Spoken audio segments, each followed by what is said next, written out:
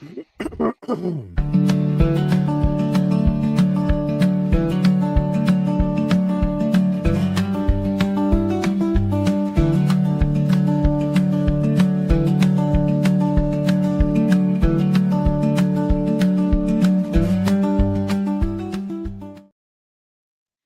good evening, everyone. Welcome to the Resilient Living Podcast. Today, we've got our guest, Anthony Parker, on. Say hi to everybody, Anthony. Hey guys. So he's on with us, and also have my co-host Jared Wilson here with us today. Hey, y'all. And Anthony is going to be talking a bit about how to buy a homestead, how to look at doing that, and how to think through and work through what you need to know to buy a homestead and avoid some of the big pitfalls and actually get what you're looking for. So we're pretty excited about that. Before we get started, a lot of times we have Jared do a product plug from his shop just as we're waiting for people to come in. Jared, did you bring anything with today? I did. Nice. So in reference to our rainy season that we've encountered recently after the snowpocalypse, Arcturus makes a great survival blanket. This is one that I have in the shop. I can show you the inside. It is a Mylar reflective coating that's cross-stitched into a tarp. So you can have your full, here we go. You can have a full tarp, but it has the reflective material on the inside. So you can build yourself a impromptu shelter and reflect back all of your heat. So even if you didn't even have a fire, that will keep you from getting too cold. If you do have a fire, that'll keep you roasty, toasty warm. So get some kind of a survival blanket to throw in your vehicle just to have on hand. Doesn't take up much space, not that expensive. It's a great thing to have. Cool. Yeah, that looks like a pretty nice one. It is. Awesome. Well, Anthony, can you tell us a little bit about how you got into what you're doing? Obviously you're a realtor, you help people buy homes, but you've kind of found a niche in homestead buying. How'd you get into this? Where'd your passion come from? Tell us about you. Yeah, so I'll just do kind of a quick little, how I got to our homestead, and then a little bit on how that came into real estate. So Brittany and I, my wife, lived in Milwaukee for quite a while, and we always wanted to get out and get to land, particularly after my daughter was born. We just hated how to see any green grass, we had to walk like 15 minutes to get to the park. Yeah. And so it's like you couldn't just be like, oh, hey, let's go outside and play. Like it was a whole ordeal. You got to get the stroller out, grab all your stuff, like plan for, you were going to be gone for an hour or 2 or 3. Like, it was kind of frustrating. And then we were a big fan of the farmers markets. We went every single Saturday, and you were really just like fresh fruit and produce, and we had some just really favorite farmers there. And so we always wanted to get some land, and we weren't really tied to Wisconsin, and took a bunch of trips down to Tennessee, and over the years just kind of saved up money and made a plan to move. And so we moved and bought a 1930s home on only about 11 acres, but it's been a farm for the entirety of its life. And we just kind of dived right in. We got chickens, llamas. I don't know whose crazy idea that was. Certainly not mine. And eventually we got pigs, cows. We have a goose. We've got ducks. My daughter Nice. runs a bunny business now. She's 12 now. She was 3 when we moved. And so we just kind of dove in and did all this stuff. We got a greenhouse. My wife does a lot of gardening. She has a very popular garden club. Her next meeting's on Saturday. And so we didn't know at all what we were doing. Like my wife's grandparents ran a dairy farm, but like we had I used to call my wife a brown thumb because she killed all the plants that we ever had in our house. And here she's now like hosting and teaching garden classes. So, it's been a long journey, and we've been doing this for about 8 years. And there was a lot for us to learn and just kind of stumble through. And then kind of how that ties into the real estate stuff. So 6 years ago, I decided to get into real estate. And there's a bunch of reasons why I did it, but a big reason was when we bought our house, we didn't feel like we were properly represented.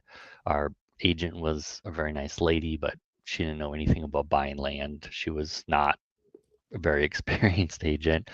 And so we have some regrets for purchasing our property. But it's mostly just like monetary stuff. So, we love our house, we love our land. Like, we don't plan on going anywhere. But there was definitely some things that we really wish that we had known beforehand.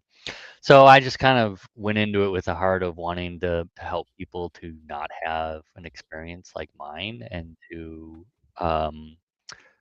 just kind of guide people through the process and everything. And then as time went on, I was like, you know what? I know a lot about land because we've been doing this. I know about raising chickens and, having cows and all this stuff. And so I started finding people coming to me being like, hey, I see, on your Instagram or, stories or whatever that you do homesteading. Like, can you help us in this? And so I've got a little bit of a niche. I mean, it's not all that I do in real estate, but I definitely have a niche on land and homes that are on land and just helping people pick out the right properties. And then I think it was 2 years ago or so, I started teaching a semi-regular online class, free class, just to kind of tell people, here's what you need to look for when you're looking to buy land. So Nice. quick little intro, I think. Yeah. So I know just from having experience with your class, which is great. It's got a ton of information, probably quite a bit more than we can cover today. But I know that one of the big things that is kind of harped on in the class, or one of the things that you focus on initially, is actually putting together goals and a list of goals for your homestead. Can you talk a bit about what that might look like? Yeah. Why So it's important? I was telling my daughter this the other day that people think in their heads that everything is a lot simpler than it is. Ain't that the truth? I just have to throw some like beans down in the ground and I'm Yeah, gonna it's have easy. bean stalks, right? Like it's easy. And I think in part it's a coping mechanism because if people really sat down and thought about how complex the world is, like it's overwhelming. You Yeah. know, Yeah. like everything is super complex. I mean, just thinking about like our logistics chains in the United States to, They're insane. bring produce from California over to Tennessee or whatever. It's ridiculous. And so anyway, people think things are really simple. But when you actually start to do research and you start to dig down into things, you start to realize, okay, maybe this is a bit more complicated than I thought. Homesteading is 100% in that category. People are like, oh, I'm just going to buy 5, 10, 15 acres and I'm going to, get chickens, cows, goats, a milk cow, grow a garden, have a green, like do everything, All the things. Yeah. all the things. And I'm not saying that you can't do all the things, but you need to really, Know before what you're you getting just into. yeah, before you dive in, you need to just kind of set some goals for yourself, like realistic goals. Do a little bit of research. Think about where you want to be on the property in, 3 to 5 years, like whatever property you get. And then that can help you to decide what kind of land you got. If you So, what want were to your have, goals when you got your place? so our goals, we didn't follow this advice. I mean, this is like I said, it was a learning process for Yep. us. Like we dove head first and made some stupid decisions. Like, we got llamaas as one of our very first animals. Why? I mean, Because Emperor's New Groove. Who doesn't want right. llamas, right? And there was reasons behind it. Like they're supposed to be sort of like donkeys, like guard animals Mm. to an extent, because they're weird and kind of scary. Um, but it didn't really work out very well. There's high parasite load in Tennessee. They're from a dry climate. We're a wet climate. Like it just, they're really not well acclimated to Tennessee as a general rule.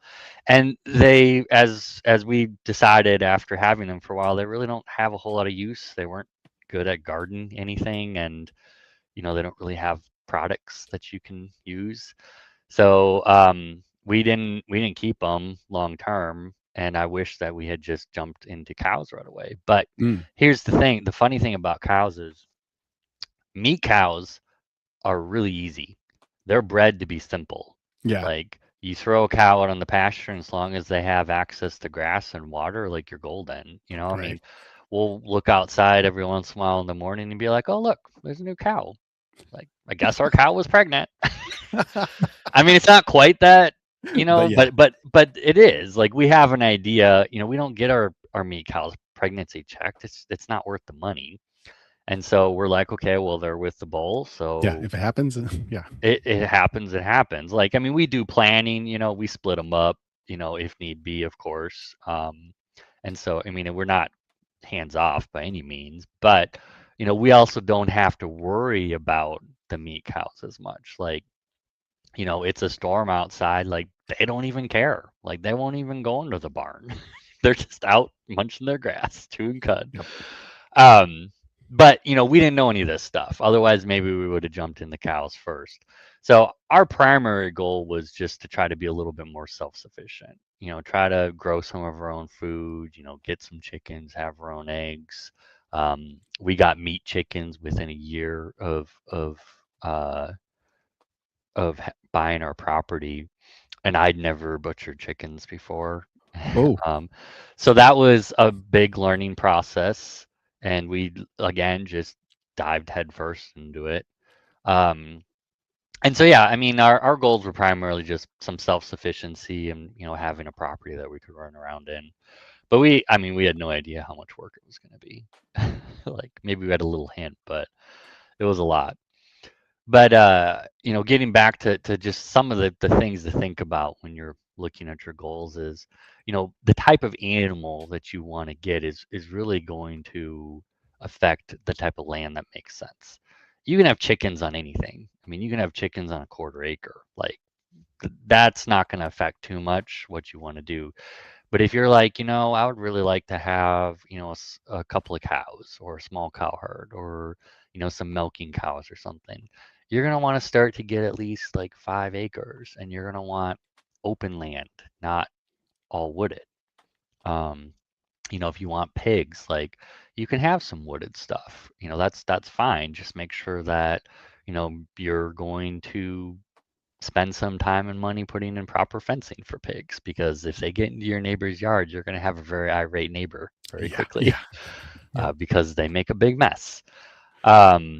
You know, and then if you want animals right away, you know, does the property have fencing? If it doesn't have fencing, do you know how to put fencing up? You know, are you familiar with like temporary electric fencing, for instance? You know, that's awesome fencing and very affordable. You know, it is supposed to be temporary, but I certainly would never have temporary fencing up for 7 years straight. And Yeah. I don't know anyone else who would ever do such a thing. Oh, never. Nope, definitely wasn't you. my Um, my poly wire has been up for so long that it's literally disintegrated. It's crazy. Oh I no. I ended up buying this really nice braided stainless steel rotational grazing, and it's so much nicer. It's not even funny. It's really strong too. That polywire stuff's kind of crappy, but honestly, it was supposed to be temporary. So, cattle are so easy to keep in for the most part that and yeah. they really are, yeah. And Better than goats. electric fencing is so insanely effective. Oh Mhm. yeah. Like it's so good, especially for pigs, but like cows are great. We had one cow, he was our bull. We got him when he was 3 months old. And you know, one of our other poor choices was we transported him in the back of our SUV. That was and it was a 2-hour drive from Red Boiling Springs. It was Oh. yeah. We had to stop a couple of times and re-ratchet the straps down. Yeah. It was not smart. We were Suboptimal. Well, we were told by the people we were buying from, oh, hey, you know, he's not very old. It will be fine. You can just stick him in the back. No big deal. The guy was like 150 pounds. We stuck him in the Oh. back. Like we could barely lift him. And Oh. he was, you know, he was his mom was a milk cow, and so I don't know, I guess he just grew like a weed. Um, but yeah, anyway, he was so well trained on the electric fence that if we wanted to move him from one pasture to the other and we just like dropped the fence down, turned it off and dropped the fence down, he wouldn't even go over. Ah, Yep. that is awesome. No, he was a very, very good bull. Unfortunately, we did have to send him into the freezer because we needed to change our bull. He was Mm. it was getting to be a little too much relations there. Ah, yes. So eventually you gotta swap the bull out, and we were changing breeds around anyway. So, but yeah, goals super important just to kind of sit down and think about what you want to do and how that's going to affect the type of land that you're going to want and how much you want. You know, a lot of people think they need a lot more than they do. You know, I mean, you can do a lot with just 5 acres. A Oh lot, yeah. lot. I mean, you Yeah, can do a lot with even less. I think people get really bent around the axle about getting enough property. Hmm. And I had one lady approach me with a question at a festival once because I was on a Q&A board, and she kind of explains her situation and asks, what can she do on her property? And so the situation was she had bought this house. It was on a fairly steep slope on a north facing hill. Mm. It was all wooded and mostly rock. I'm Ugh, like, maybe timber. I don't like that's all there. bad. She traded a Pigs. really bad spot to get enough property that she thought she wanted. She wanted 20 acres. And so instead of thinking about, what she's going to use it for and does it work for that and putting her goals down and thinking through it, she bought this essentially useless property. And so yeah, writing down if, water independence is your goal, well, you're going to need a really good spring, or you're going to need an existing well, because you don't want to guess at drilling a well and hoping you're going to hit something. So yeah, your goals, if you write those out, that's going to give you a lot of head start in picking a good property. Someone's got to guess on the well eventually. Yeah. Well, I mean, if you're one of your top priorities is water independence, that's a different thing than if you're like, I'd like a well, but it's already on city water. Let's Hmm. try drilling for one. There's a difference in that, I suppose. It's tough too, because I mean, you will run across properties where you don't have a water source and you will need to drill a well, and it's Mhm. not a for sure thing, you Sure. know. Yeah. I sold some land last year that was the situation. You know, there was 40 lots available. They were splitting up like 1,200 acres, and there wasn't water for any of them. Oh, And it's like, okay, well, everyone's gonna have to drill a well. Well, are we gonna hit water? You ask the well driller. I don't know. Yeah. get the I, water. I I'm not a well driller, but one of these days, the next time I talk to one, because I've talked to them a few times, I'm gonna ask them. I was like, why don't you guys all pool together and get like a ground penetrating radar and just offer a service? You know, like $1,000, we'll bring it to your property, and we'll check. I mean, surely that works. Like that's how they find oil. Yeah. I don't know. It just seems crazy to me that like you could spend $25,000 digging for a well and not find water. It's a good racket to be in, I suppose. I mean, they don't. I mean, I'm sure they care to some extent, but it's like they're getting paid one way or the other. It's like a So meteorologist. yeah, pretty much. Yeah.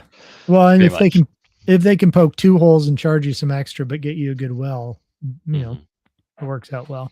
Not that I'm saying they're all crooks. No. No. There's not necessarily a huge incentive to um yeah. Well, you say that, but what's actually really funny is one of the first well drillers I called here. They're a generational driller, so his dad did it and he did it, and this guy's already old, so I mean he's been in it for quite a while. He was trying to convince me not to drill a well. Mhm. He's like, "Well, you on county water?" And I was like, "Yeah." And he's like, "Well, what do you need a well for?" Well, I want one. Yeah. Yeah. He's like, "Oh, I don't know, man." It That's was it funny. was it was funny. I've had that happen a couple of times. Like, people in the South are funny like that. They try to convince you not to spend money on things because, Right. I don't know, they just don't, I guess. You know, like someone there's this guy who does some HVAC repairs, and I mean he could sell you a new HVAC system, but he tries to fix stuff and he'll go like out of his way to try to fix things when maybe it would just make more sense to just buy a new one. Right. So, well, I don't want you to spend the money. Okay. Yeah, and I can appreciate that attitude. I mean, there's something to be said for people actually caring and trying to True. save money, but I want to at be the given same that time, option. yeah, It's a good attitude to have because we are too quick to throw things out. right. You know, and a little bit of elbow grease could fix a lot of different things. So, True. and that's good. And you know, Middle Tennessee has a really robust secondary market stuff. You know, your auctions and different things. I mean, they're really good here. Yeah, they are. Yep.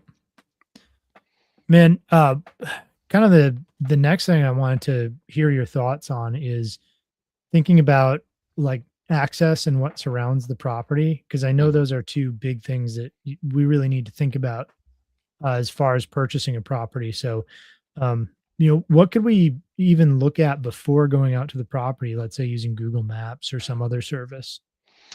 Yeah, so knowing what's around a property is really important. You know, like the one thing that you can't change on a property is the location. Like you can do a lot. Like the land is only kind of changeable to I mean, you can get if you're willing to spend money and bring dirt in and stuff, like you can do a lot with land, but you can't change the location. So the location is really important. You know, how close you are to different things. You know, particularly things that are important to you, like hospitals, grocery stores, you know, schools, place for your kids to play, like, you know, any of those things that are important. But also, you know, what other things are around the property that may get in the way of, you know, your goals. For instance, like you want to have bees, let's say, but you're across the street from row crops, you know? You know, maybe you're downstream from, you know, the old Monsanto plant, you know, like Oh, there might be some chemicals leaching there. So um, some of these things are going to be harder to know or find, but I always find it really useful to grab, you know, some sort of satellite imagery and look at the property, look at what's around it. Um, you know, one thing that a lot of people come to me and that's a concern for them is being too close to cell towers. And what I usually tell people is try to be like 1 to 3 miles from the closest cell tower. Because Mhm. if you're too far from a cell tower, what ends up happening is one of your neighbors is going to sign a lease and then you're going to have a cell tower and it's going to be like a quarter mile away. So Right.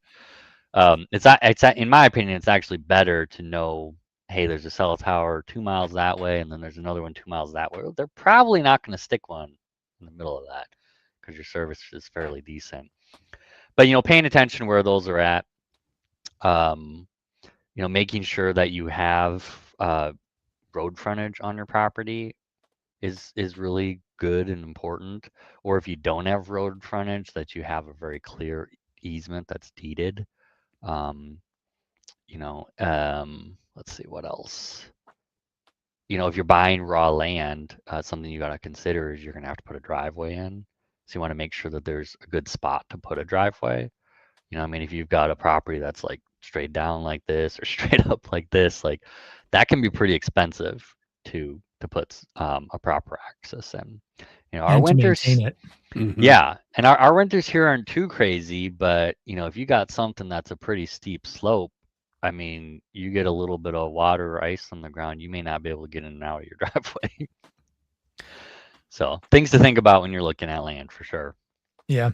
Yeah. So when I was moving down here, there was a house on the market and it was like 125,000, but it's a really nice, almost 2,000 square foot house, really pretty, pretty property. And so I got down here and went to look at it and I had my two-wheel drive vehicle and I couldn't get all the way up the driveway. Because at the time I hadn't gotten into, understanding topographical maps and looking at terrain or thinking that anybody would ever build a house up such a ridiculous hill, so I didn't even think of it Sure. until I got out here. I'm like, oh, that's why.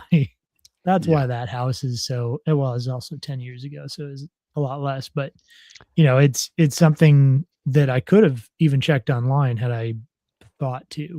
Yeah, that's a good point. The topographical maps are great.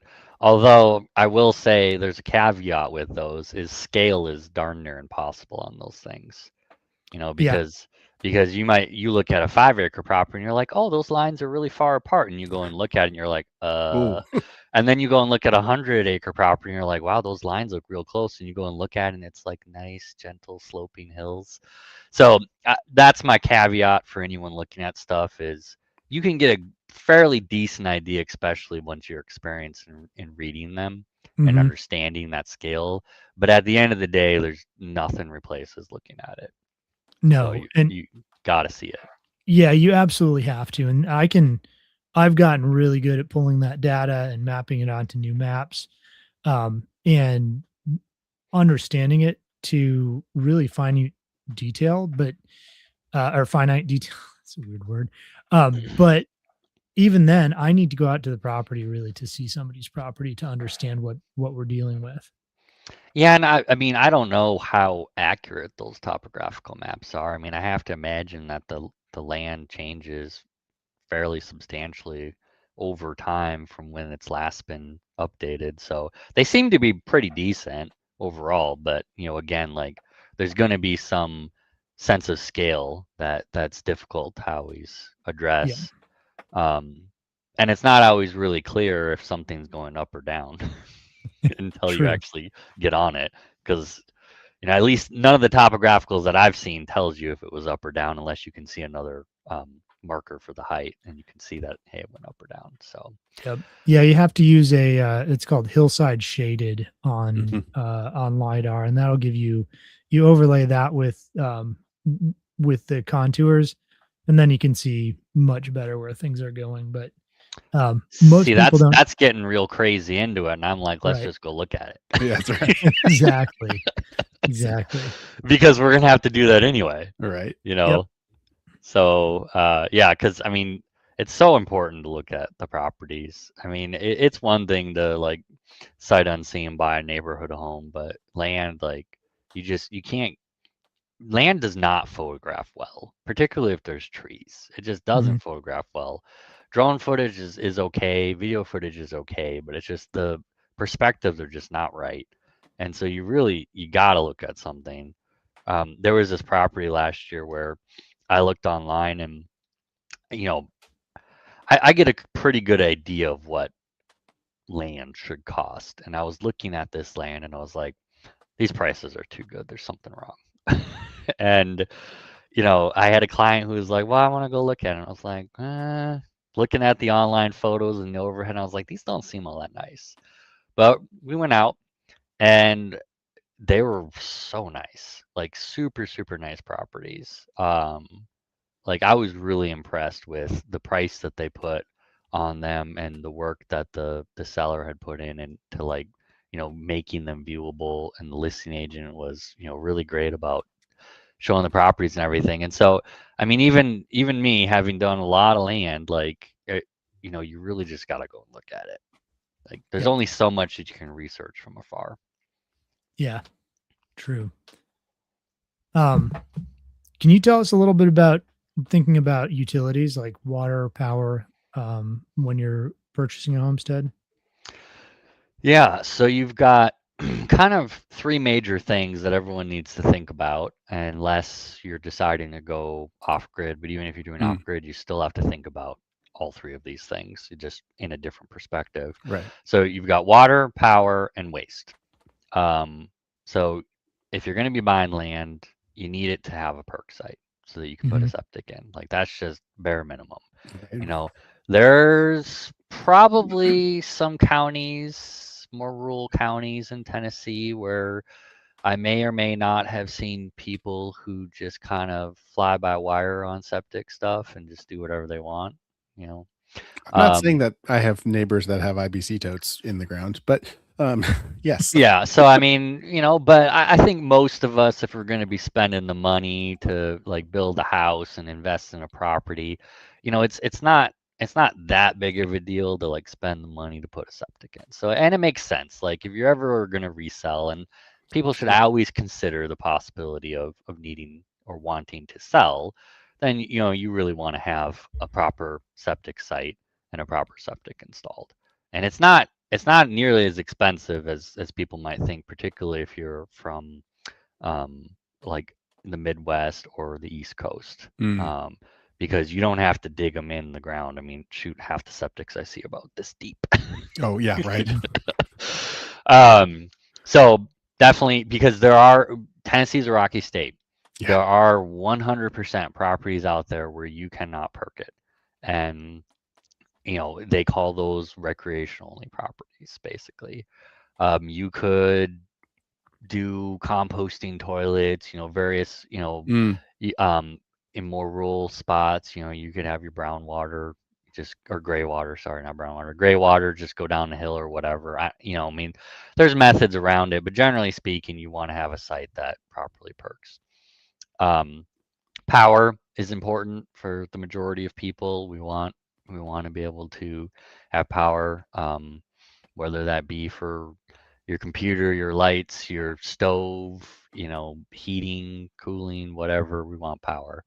And when you're going to buy land, particularly if it's raw land, it's very common for there not to be power right there. There might be power on the road, but maybe there's not power where you want to build. And so you're going to have to look at, okay, well, I'm going to have to clear, and it's usually like a 50-foot right away. I think it's 50 feet. Right away, depends on the power company. Right. You got to clear the right away, and then they got to put the poles in, and you got to pay them to do that. Yeah, which can be expensive depending on how far you're going. Yep. Mhm. Most of the time, they'll give you like a pole for free. It varies by power company. You still have to pay the hookup cost, but you don't pay for the pole. But sometimes there may not actually be power on the road. And if there's not power on the road, you got to think, okay, well, where am I going to get power from? And then you're starting to talk, well, we're going to have to get easements from the neighbors. And Yeah. that's never a for sure thing. Right. And so thinking about power is really important. So there's you definitely want to be asking questions about that, making sure that if you're not doing solar panel off grid, Right. making sure you got something ready to Ryan, go. how much was it that Stacy said that she got quoted to get power out to her place? Wasn't it like $30,000 or something stupid? Yeah, it was like 30 or 40,000, and I've heard way more for certain Golly. properties. Yeah. Yeah. How Solar. how far back was it? I'm not sure. It's It's a I don't ways want to back give in away there. information. Yeah. Yeah, it's a ways back. It's less than a quarter mile, I think, and yeah, but That's pretty it's good. expensive. I had a Mhm. property where I got a quote from the power company, and they were saying it was only going to be about well, I don't know. Did that include clearing the trees too? I don't know. I don't remember. Okay. Yeah, because the quote I got from the power company was something like $10,000, and it was a quarter mile. It was $5,000 to $10,000. That didn't include the clearing, and that was the run power from. It was about 2 properties over. Wow. So really, it wasn't too bad considering. Um, and the variation was depending on how many poles that they would need, because Sure. some of the land was kind of like this, and you can't. They were estimating. I think it was something like 8 poles were going to be needed, but it could end up being like 10. So, but then you had to clear the land for them already. So then Sure. there's Right. the clearing cost for a quarter mile is over uneven, rough terrain. I don't know what that would cost. So I could definitely see 20, 30 being, the end price at the end. Yeah. So yeah, that's definitely something to think about. Mm-hmm. And then the last one is water. We all need water to survive. It does come from the sky, so that is always an option. I Yep. do have a friend who their non-drinking water is from rainfall. So I mean that is a possibility. But otherwise, I mean, Your primary sources are going to be your utility district water, unless you're in the city, which I don't know why you do that. Then that would just be city water. And then rainwater or springs. Tennessee is well known for their springs, so that is not an uncommon thing to come across. So if you can find a property with a spring, that's awesome. And then wells. Tennessee has kind of hit or miss aquifers is probably the best way to do it, to say it. Um, I would say most of the time you could probably get water, but you might have 1,000-foot well. Oh yeah, right. So, and do you Well, want and to there's spend that issues with money? there's issues with quality too, because you've got Yes, yeah, you've especially got in a deep well. yeah, iron, sulfur, and then I've Uranium. actually come across several homesteads that people have bought where we've ended up finding, what do they call them? Injection wells. Hmm. And injection wells are where somebody drilled a big hole in the ground to inject something into it. Oh, A waste material of some sort. yes, right. Sometimes chemicals, sometimes I don't even know what. Whatever. Yeah. I thankfully have not run across any of those, but it is something that every seller has to disclose If they're aware of it, yeah. if they're aware of it. Yep. So I've never seen anyone say yes on it. Not yet. Well, But yeah, as you and I both know, disclosure is a bit of a joke as It- far as it is, unfortunately. yeah. In It is. coming from Minnesota, which you did as well, the disclosure laws, they were really strict about them. Square footage, any disclosures, it was a really big deal if you missed something on disclosure. Mhm. Here it's kind of routine, don't ask, don't tell seems to be the I've noticed. mantra. Mm. Yeah, I mean, buyers can and do successfully sue sellers. So, but it's difficult. I mean, you have to prove that they knew about it, basically. Right. So, I mean, we are to some extent a buyer beware state, but we also have very lenient contracts for the buyers. So, it is on them to do the inspections, and they can back out for any reason in inspections. So, whereas some states, I'm not sure exactly which ones. I think Virginia might be one of them. When you enter into a contract, you actually have a non-refundable earnest money deposit, even if you back out for inspection. So we are fairly friendly as far as, like inspection periods go. But yeah, there's definitely, I mean, it is kind of a buyer's beware.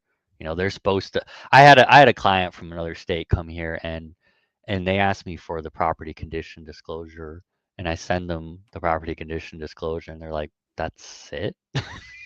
It's so short. There's no info in here. Yep. And they're like, "Well, can I get some more info?" And I was like, "I can try, but I don't know if they're going to give us much more." Although in this situation, it wasn't because the sellers were being difficult. It was because the sellers passed away. So Oh, that makes it harder. Yeah. it does make it a lot harder. Yeah, Yep. there's a lot less info to be had at that point. So, but yeah, water, very important. Don't just assume that you can dig a well and find really good water. I wouldn't assume that you can't, but you have to go into it knowing that there is a risk there. I've seen 150-foot wells that are amazing and 1,000-foot wells that are crap.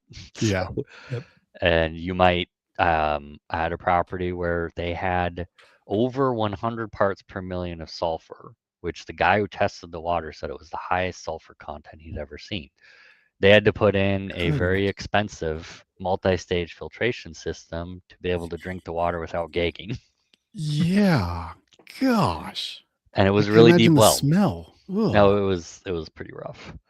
It was pretty rough. So, that's something that you got to think about. Like, you spend $20,000 on a well, another $10,000 on getting the pump and the power and the well house put in, and then you got Only to to go get rancid water. only to get high sulfur water that you then need to spend many, many more thousands of dollars putting in an expensive filtration system. Yep. So Yep.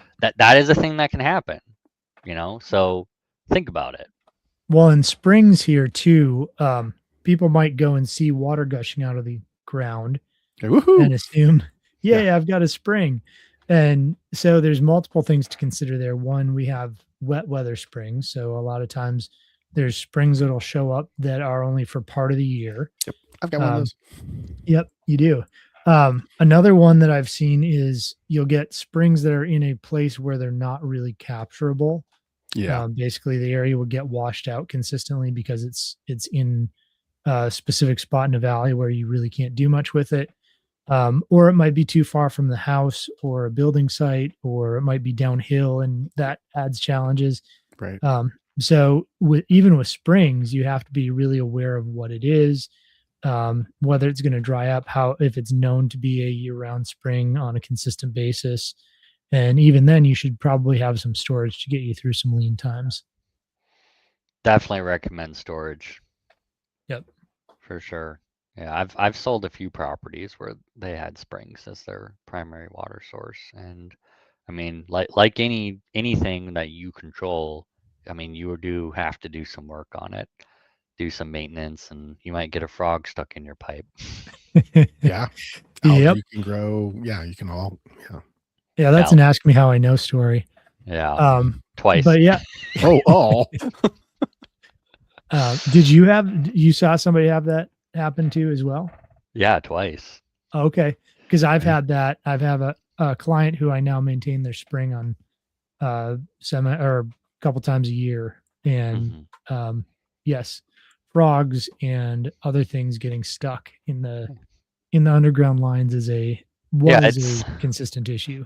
Yeah, it's one of those things like you have to go out there a couple times a year and just check everything, clear out some weeds, and make sure your screen isn't. Make sure you have a screen. Make sure, yeah, and that your screen isn't all covered in crap. So, yeah. I have another client who bought a property. I think it was 2 years ago now, and he has the best spring ever. Like it was crazy. And when we got really dry, not this last summer, but the summer before, he was worried because it had dropped down to only like 10 gallons per minute. And I was like, that's a really good spring. I mean, everyone else is dry. Everyone else is like crazy dry, and you're still getting tons of water. So, one little tip for if people are looking for springs in the general kind of Middle Tennessee area is that the springs that seem to be the most consistent and the best, there's slate underneath them. So the water, as the water runs down, hits that slate and runs out. It's running down on slate, and those seem to be by far the best springs here. Makes sense. Slate, man, all I ever see is limestone. So usually the limestone, this isn't always, but usually the limestone are springs at the bottom of the hill.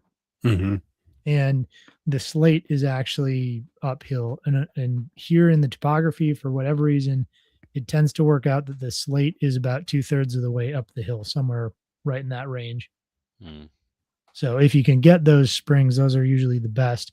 And from what I can tell, looking at maps and data and all kinds of other stuff, those lower springs are oftentimes just the upper spring that was slate finding a new path back out because they'll go back underground. So a lot of times it's a spring that's already emerged that's going back underground that you're looking at the bottom.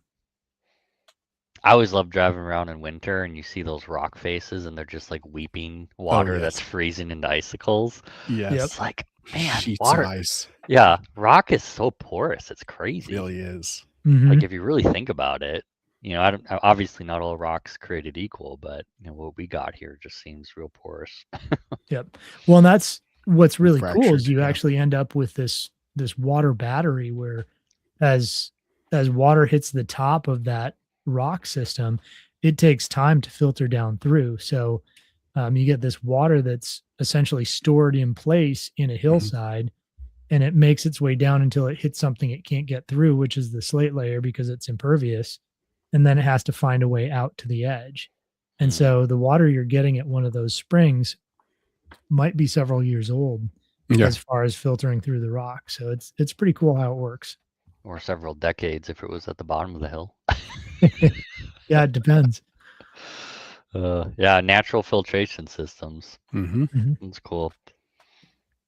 So, one of the things I see people making a big mistake with, especially when homesteading, because there's going to be extra costs, is not staying within their means on the price of the property. Hmm. I mean, that one's really tough. You know, you go and buy, a house in a neighborhood and you spend 400,000, like you spend 400,000. You know, Yeah. if the house is in fairly good shape, like you may not have a whole lot of other expenses coming up unless something breaks. You know, and Right. obviously that's always something to think about in a home. You know, like your HVAC might go out or your water heater might explode. Like who knows? Anything can happen. But with a property that you're wanting to like homestead on, you got 5, 10 acres, like you have extra expenses you need to think about if you actually want to do anything with the property. So in addition to having a home that you also have to maintain, Right. you're going to need fencing, most likely. You know, almost any animal you have, minus chickens, because they don't respect fences at all, um, you're going to need some sort of fencing. And fencing requires maintenance. And if there's already fencing on the property, I swear 9 times out of 10, they did a terrible job at it. I've seen so much bad fencing, it's crazy.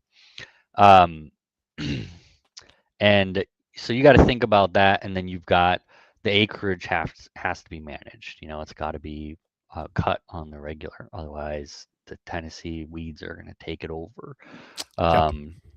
And then I see people purchasing like raw land, for instance, thinking, "Oh, this will be cheaper because it's cheaper," right?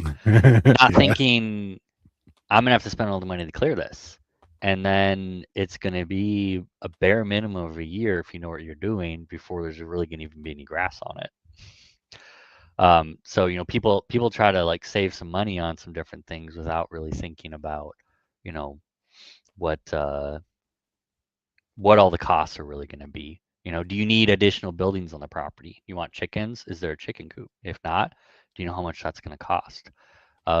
If you want your chickens to actually live, are you going to put either some sort of guardian animal or a secure chicken run?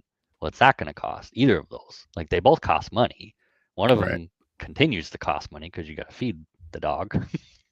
And the other one is an upfront cost, but there's a definite cost there.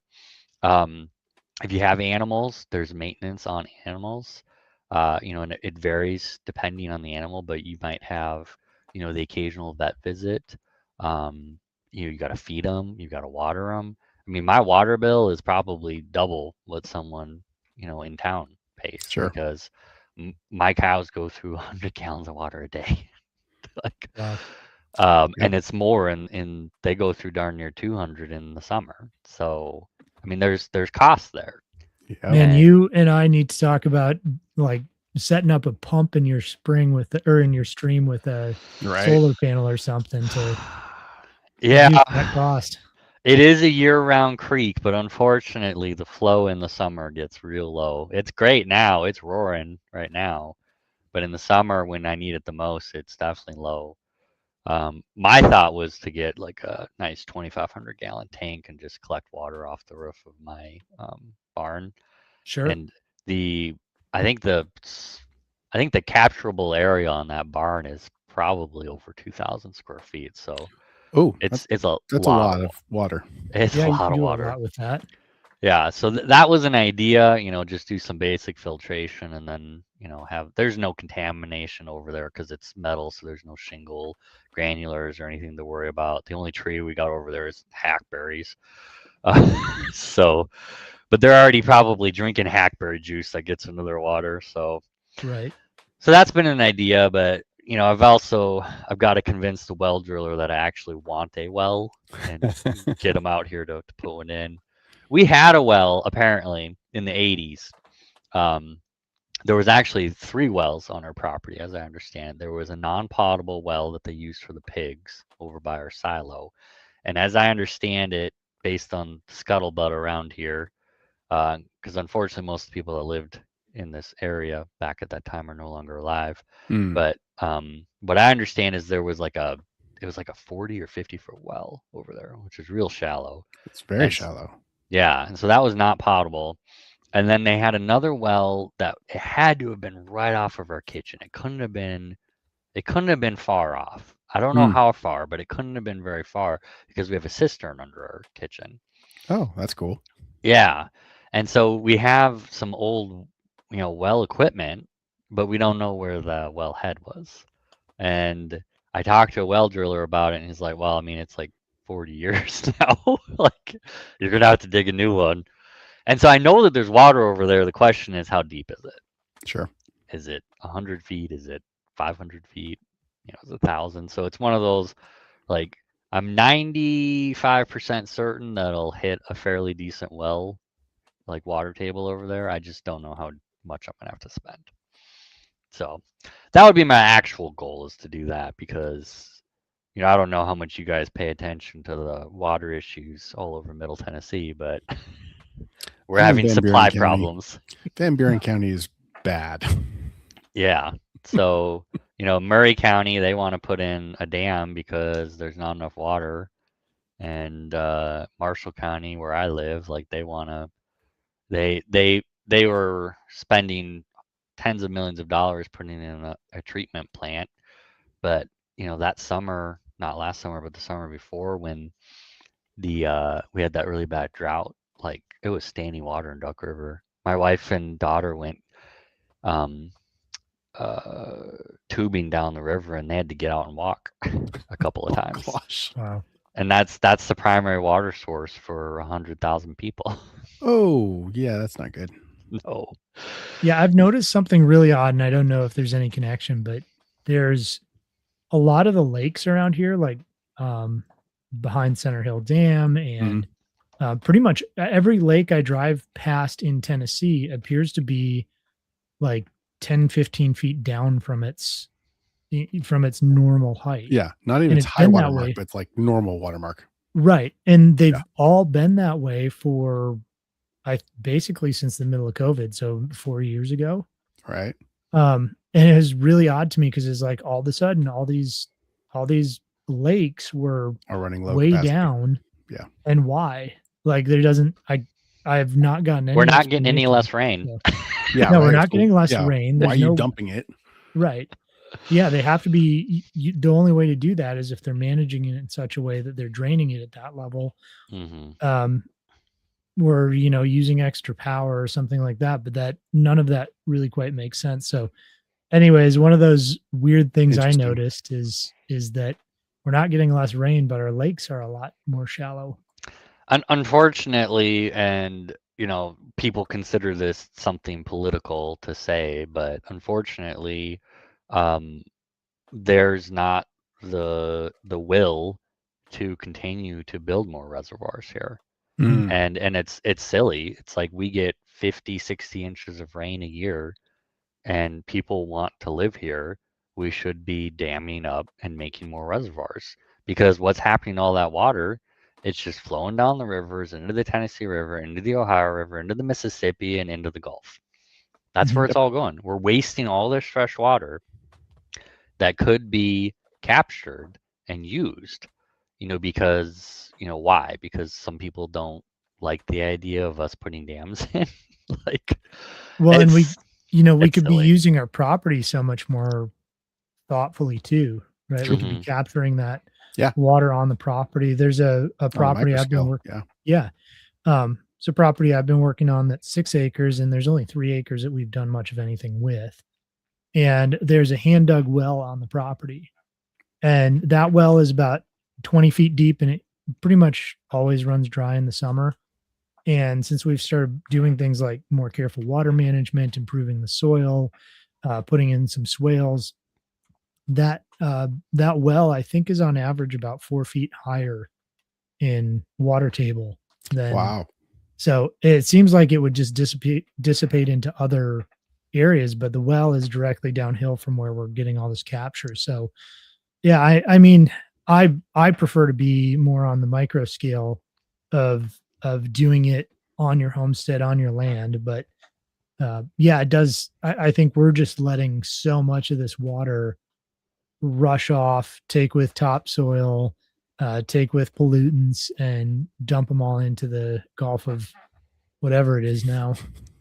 Right.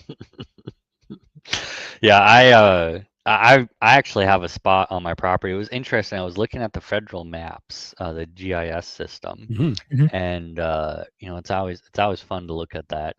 And they claim that I have a pond on my property. And I looked at where they say I have a pond, and technically it is a seasonal pond. So through a lot of the winter, we hear the frogs back there, and we actually don't have to give the cows much water because apparently they like flavored water better. I don't understand it. So later this year, like in spring, like it's going to be real wet over there, and it's kind of like a little pond. So it's already on the federal map. It's a pond. I imagine at some point it was probably an actual pond, and so we want to get someone out to excavate it for us and see if we can turn it into a year-round pond. It's the lowest part of our property, and so all the water from our entire property drains over there, and so it makes a lot of sense that we could use it as a pond if we dig it out a little bit. Yeah. So, and then I would make an overflow over there because we've had this issue twice where we had rain so bad that our field actually flooded. And it flooded.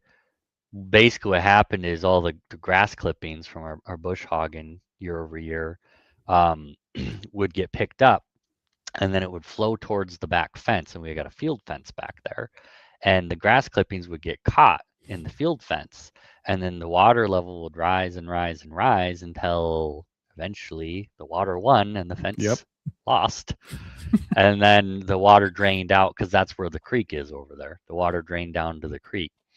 And I put in a gate over there, and the debris was bad enough that even the gate got covered. Oh man. It was pretty rough. But if I put in a pond over there, I could have some sort of like smart overflow to try to keep that sort of thing from happening again. Well, and you can push the water around your property in all kinds of really cool ways that keep it there longer, right? Reduce the debris movement, and then dump the water where you want it, so then it's not pushing through the fence. Yeah, we unfortunately, like, we just get, when we've only had that happen twice. Most of the time the water moves, fairly smartly. I mean, you can see it, like it's mush out there right now because it's everything melted and now it's raining. That's fairly low lying, isn't it? Yeah, that back section, don't, like, anyone who wanted to build back there would not be happy. Like it's not good. Like the front of our property near the road is great. Like never have any trouble because it all flows down here and then flows further down into the creek. We have had a couple of times where the creek has overflowed and it's actually flooded across the road, but that's at the far end of our property. It doesn't affect us at all. But our neighbor's property, he's got this spot where he's got a seasonal pond. And it actually flows over the road onto our property every once in a while. And the county came out and they dug out the culverts over there, and it hasn't been as much of an issue now because it flows down along there. But yeah, we could talk about water management all day. Tennessee, it's so important. Like if you're coming from a drier state, like you just don't understand how important it is to know how the water's moving and to make sure that you have a way to manage that, with a way that makes sense with your structures and the goals for your property. Yep. So, well, and Anthony, you know this because we work together periodically, but as a home inspector, I'd say 90 to 95% of homes that I see have negative grade, meaning the yard is sloped at the house. Yeah. 95? I'm pretty sure it's 99. 99. I don't think I've seen a single property that hasn't had negative grade. And the worst ones are the new ones. Yeah, you're working. Yes. You're right. The worst ones often are the new ones because somebody might have done something to try to fix it later on. Which is like usually my house. I'm up on top of a knoll. It rolls every direction away from my house. Even the best builder, if they're finishing their house in summer, you're gonna have problems come spring, come winter, come spring, because they're trying to pack it when it's dry. Oh yeah. And the second it gets wet, guess what? You're dropping 6 inches or a foot or more because of its repacking. So Right. a new house, I tell people when they're looking at buying a new house, is you're almost certainly going to have to regrade it within a year or two. Yep. Which, so long as you know that, it's Yeah. not crazy expensive. You can even do it yourself. Just get a shovel and get out there. Like, it's not a huge deal, but you are going to have to do it. Yep. Yeah. In fact, I regraded my yard in a couple different ways by hand over the years, just to increase water flow away from the home because it was becoming an issue. Yeah. Doesn't I got to have to be regrade my hard. house every time I let the chickens out.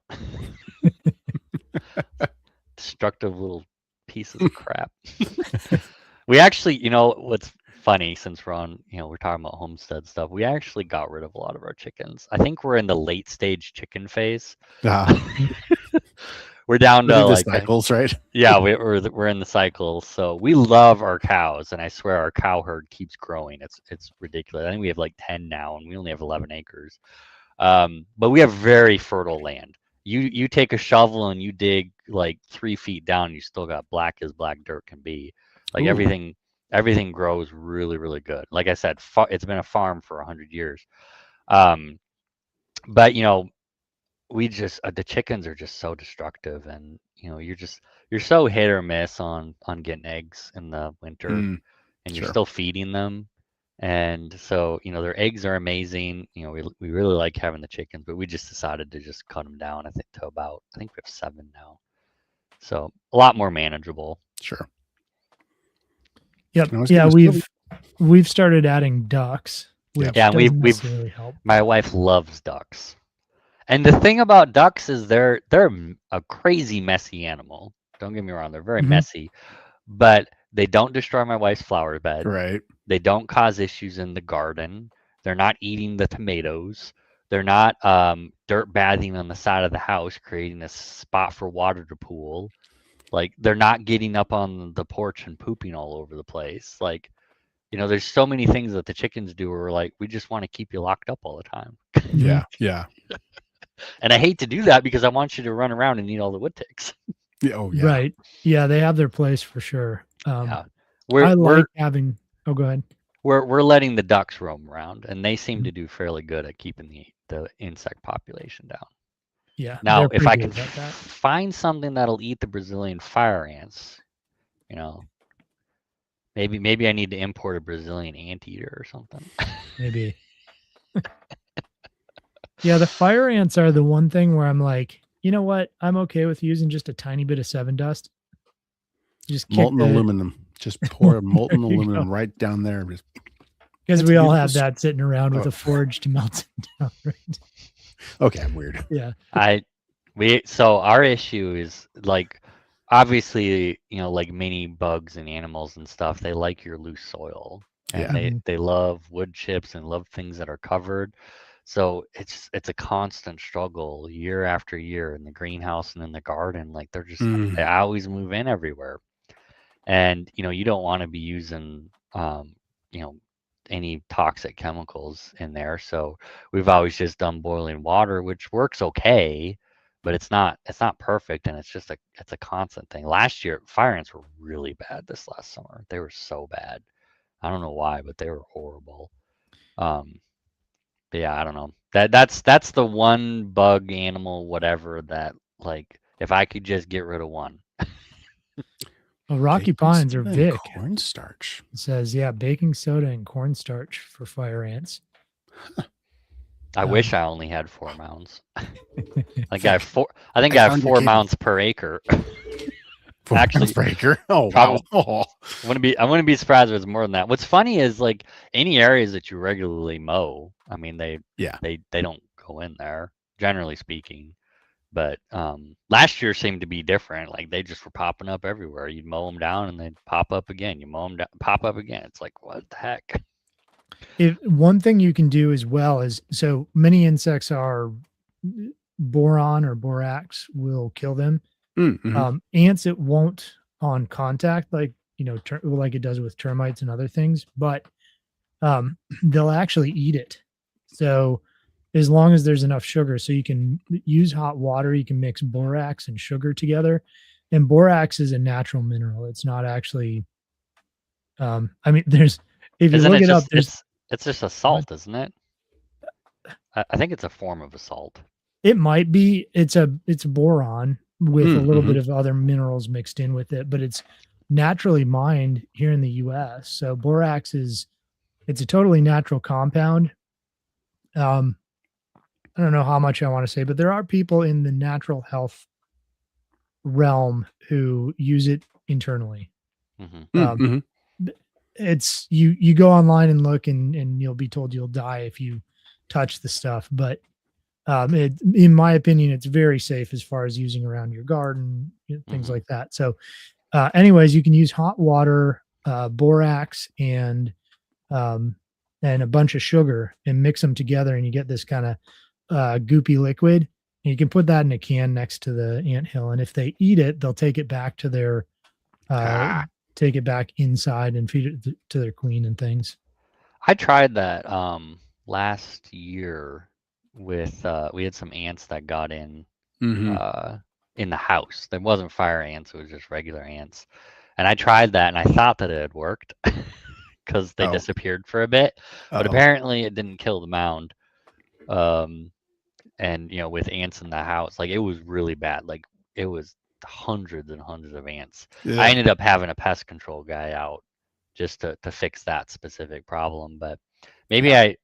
I don't think I did hot water. I'll try it again with hot water, see if that works better. Because I just did borax with just powdered sugar, just crappy powdered sugar. Yeah, you got to get it basically an amalgamation of all of it, so it's kind of a Hmm. goo. Mm. Yeah. Yeah, man, fire ants, they're rough. Yeah, some people use orange oil, but It's it seems expensive. it's expensive and it doesn't seem to be especially helpful.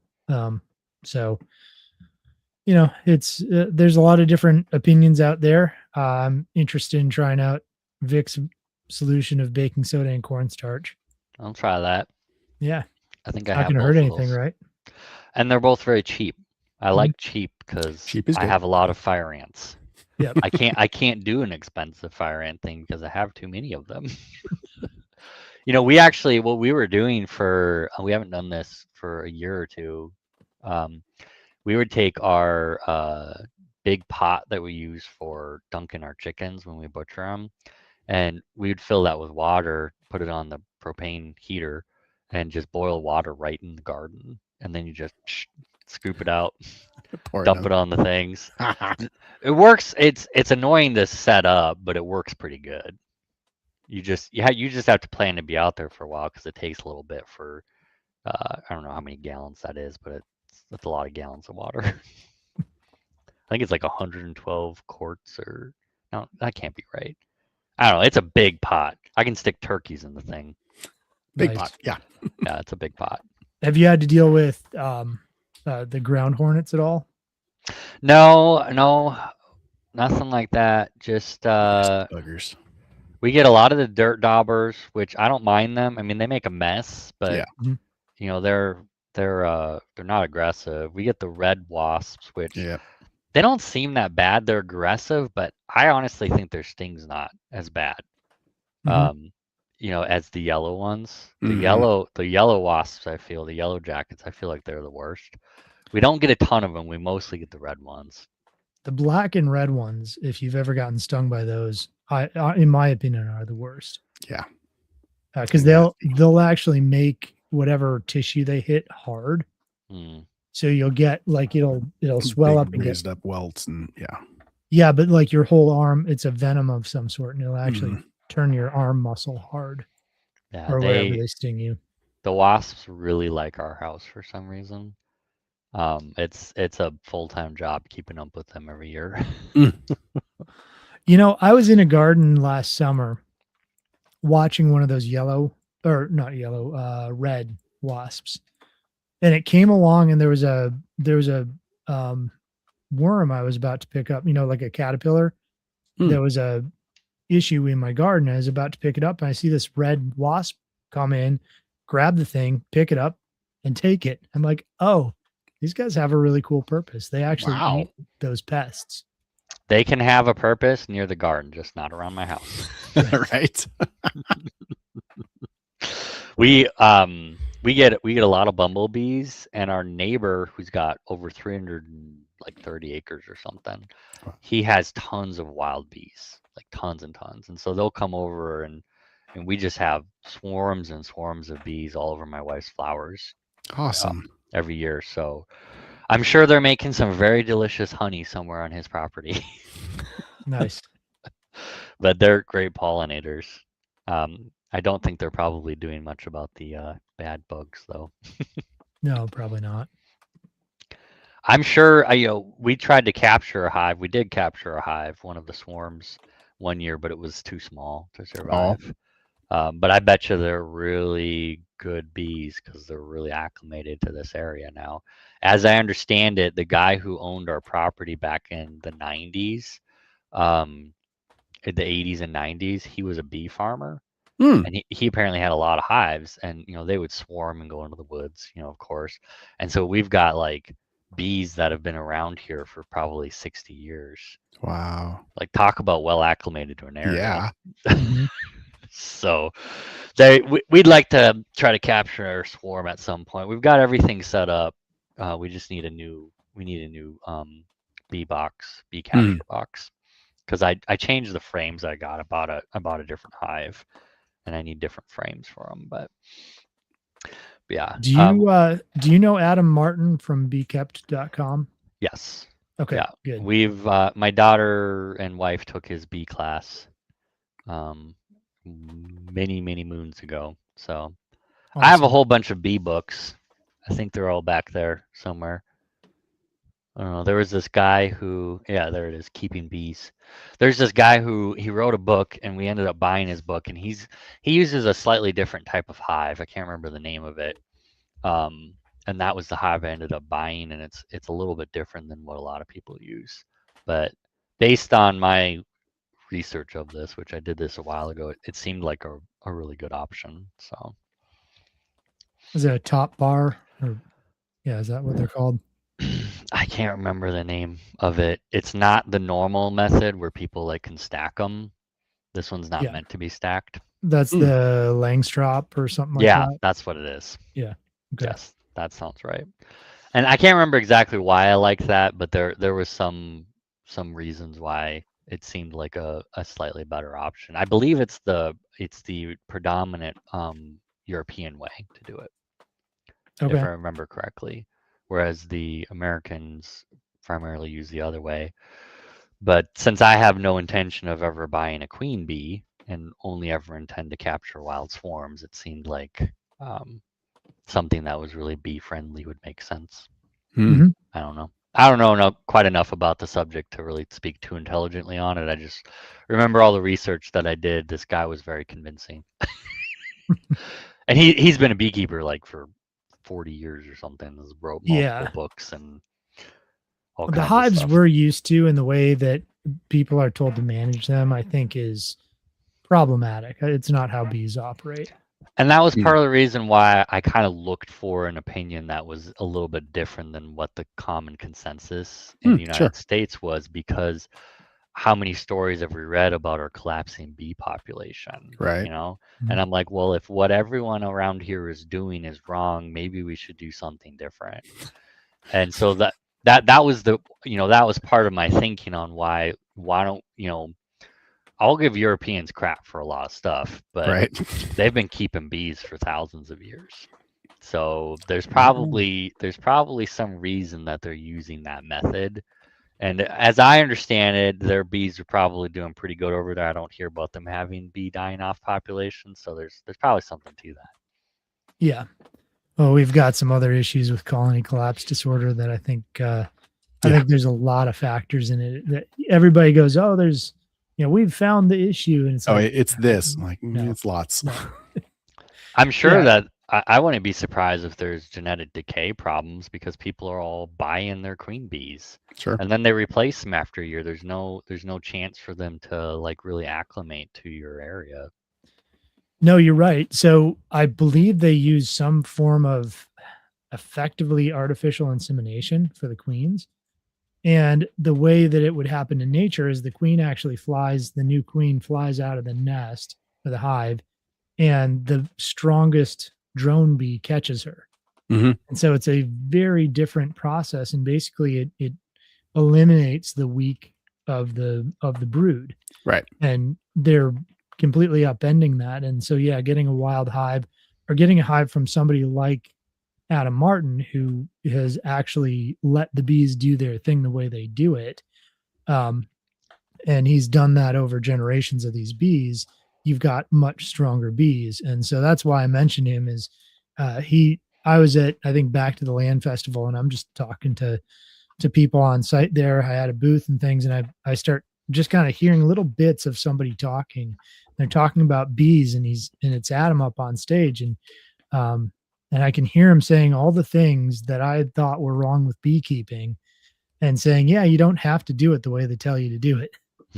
Here's how you get around that thing. So yeah, there's a lot we're doing wrong, and it's causing damage to our systems. Yeah, well, and some of the stuff that I read is like, so I deep dived onto this guy's website, the place that I bought the hive, and I bought his book, and I bought all this different stuff from him, all the equipment. And their whole thing is like, you want to disturb the bees as little as possible. Like I think it was twice a year is what they recommended. Like very little. Basically you check on them once, and then you like get honey once, and that's like it. Yep. And so it just, his whole process seemed very different, and that kind of aligns with what we like to do as far as our animal husbandry goes. My wife's like, oh my gosh, the cow's having a baby, do we need to do something? I was like, hey, let's let nature take its course here, okay? These cows have been bred over hundreds, maybe thousands of years to give birth without any trouble. Like, let's give them a chance to do it, But then you also need to be paying attention. We had a cow give birth just recently, and she had mastitis immediately. She had mastitis, and she wouldn't let her calf feed. And we were paying attention, and this was literally like Christmas Eve morning or something like that. Of course, yeah. Thankfully, it was warm out, not raining. And so we were paying attention, and it was clear that she wasn't feeding, and we ended up through a lot of effort coaxing her over to our squeeze chute, which thank God we have a squeeze chute now, and we put her in the squeeze chute and opened up the side and basically let the baby nurse while we had her secured, because she wasn't going to let him or let her. And after and here's the crazy thing about nature. If you were to talk to a vet or whatever, and you're like, how do we take care of mastitis? Like, they'd have this whole protocol on how to take care of it. Guess what? Baby fed. Let her nurse, yeah. All the teats, and mastitis was gone. Like in like a day or two, was gone. So, that's nature taking care of it. It didn't hurt the baby at all. Totally fine.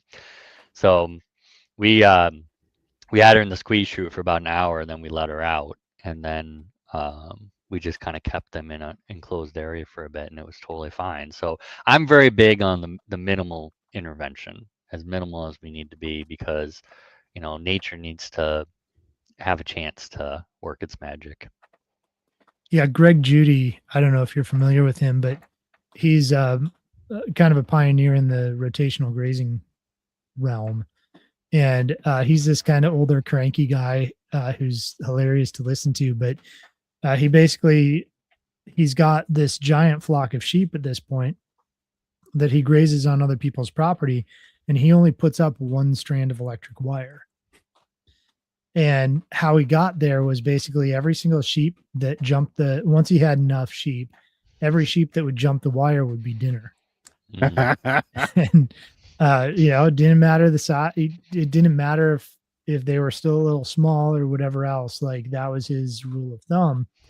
And he basically created a herd that wouldn't do that. And they're also, if they had some type of health issue, he'd take them out of their misery if there's a problem bad enough for that. But otherwise, they're not allowed to breed. They just become meat.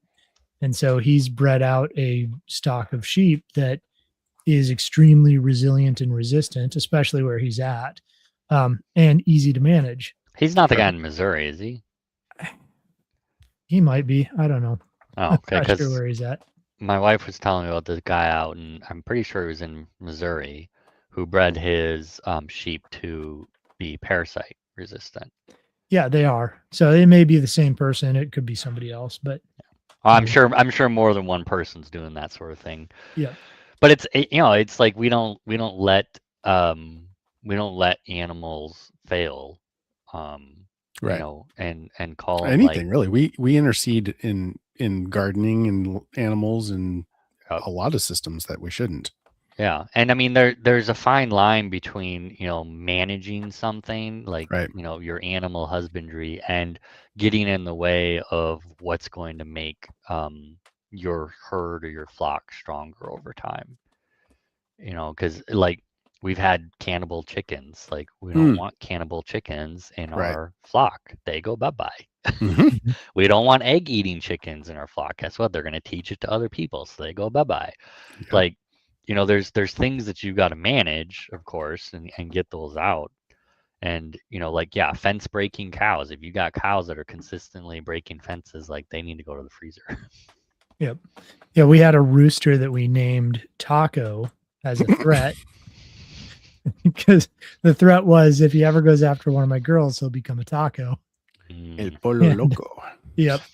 And he never did. He was actually really great as far as friendliness, but we figured out that he was, how roosters will like guide the hens to food. They'll bagawk and tell them where food is. Well, he was doing that, but for eggs. So he'd go over and crack an egg open and call them all over. And so we couldn't figure out what was happening to our eggs for the longest time. Yeah, So, I'd do it. Yeah, he went in the freezer and then he became an enchilada, which I suppose is close enough to a taco that it doesn't matter. We had to set up. We got a trail cam. We put it in the chicken coop to catch the egg eaters. And It's then, not a bad idea. Smart. Yeah, it worked out really well, and it was fairly hilarious actually because the chickens are so stupid. We have one of those, or we had. Well, no, we still have one of those rollaway egg boxes.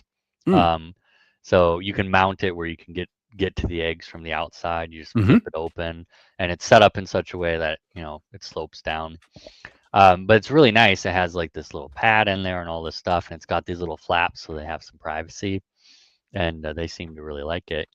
But in order to have a proper view to see who was getting the eggs, because they were eating the eggs while they were in the rollaway spot. One of them figured out how to stick their neck down in there and peck at the eggs until they broke, and then they'd go and they'd eat the parts that came out. So we were getting these eggs with this tiny little hole in it, and then all the innards were gone.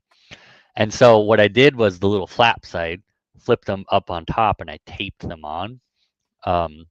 Well, apparently the tape didn't stick, probably because the top was filled with poop. And one of them fell down, and this one chicken tried to like walk through where it was taped. So there was two flaps, and there was a little hole in it, and she got stuck and couldn't get out. And she was like, ah! It was so funny.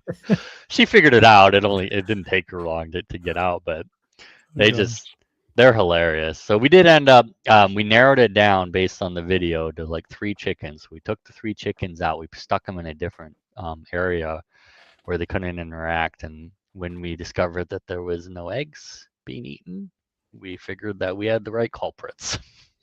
Nice.